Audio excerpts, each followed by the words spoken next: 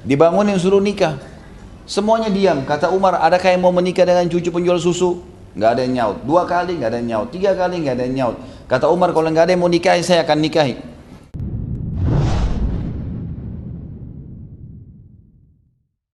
Sama dengan karakter.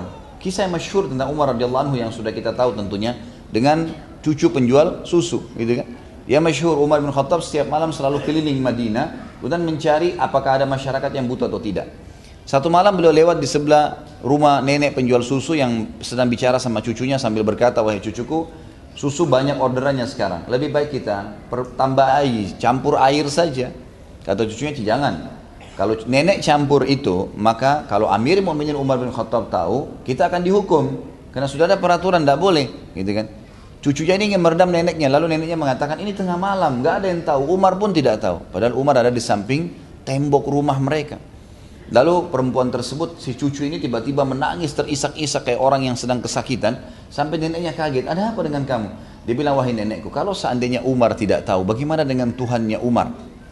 Mendengar statement dari perempuan ini, apa yang Umar lakukan radhiyallahu anhu? Umar pulang ke rumahnya, bangunkan anak-anaknya semua laki-laki, lalu ditawarkan menikah malam itu juga, gitu kan?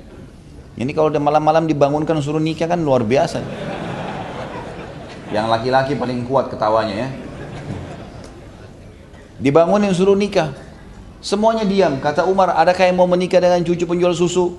Nggak ada yang nyaut. 2 kali nggak ada yang nyaut. 3 kali nggak ada yang nyaut. Kata Umar, kalau nggak ada yang mau nikahi, saya akan nikahi. Maka Asim angkat tangan berkata, anak Umar bin Khattab, ya, tapi ini tidak masuk dalam kalangan sahabat dia karena dia lahir setelah Nabi SAW meninggal. Maka Asim berkata, ayahku, saya akan menikahi dia demi untuk bakti dengan anda. Maka menikahlah. Lalu keduanya memiliki anak Abdul Aziz. Lalu Abdul Aziz punya anak Umar bin Abdul Aziz, khalifah yang masyhur. Hampir mayoritas ulama yang menceritakan tentang sejarah kesolehan Umar bin Abdul Aziz yang 2 tahun memimpin sampai tidak ada lagi orang yang menerima zakat, orang sudah sangat luar biasa lah, makmur gitu kan. Itu karena kesolehannya cucu penjual susu tadi. Jadi dari neneknya tuh turun tuh ke kesolehan gitu kan. Makanya jangan heran kalau orang-orang jalur keturunannya memang dasarnya baik-baik, soleh, terutama di jalur ibunya, itu bukan mustahil memang terwariskan. Ada orang memang subhanallah secara fitrahnya begitu, secara alami memang dia baik gitu, mudah dipandu, tidak suka buat masalah dengan orang. Ada orang alami begitu, subhanallah terwariskan.